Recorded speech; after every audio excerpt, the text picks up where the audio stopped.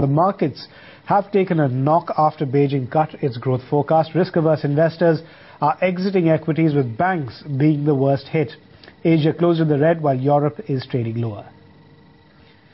Now, for more on the equity markets, we've got Kimberly Lim joining us on the show from London. Kim, to begin with, we saw Europe slip into the red at the start of trades after China lowered its growth target. Has it fared any better since?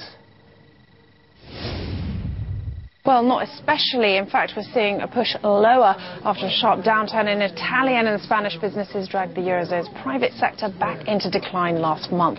Now, this is very much putting the wind up investors that the region is more likely to edge back into recession.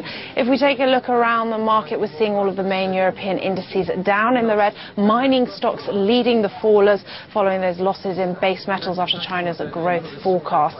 Now, financials are also down, with the Stock 600 banking index down nearly in on the 2% mark.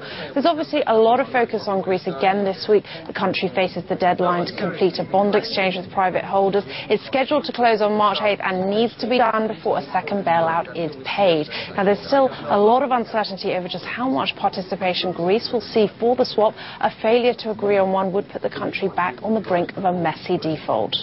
Tell us how commodities are trading today, given the fact that China is the biggest consumer. Well, in a nutshell, the lower expected growth means weaker demand for commodities. Like I said, George, mining stocks are certainly taking a hit from that, and particularly weighing on the FTSE 100 here. We have the Stock 600 Basic Resources Index down more than 2%. We're also seeing oil slip, Brent crude sitting around the $123 a barrel mark. China's lowering its growth target, easing the worry there about a supply crunch.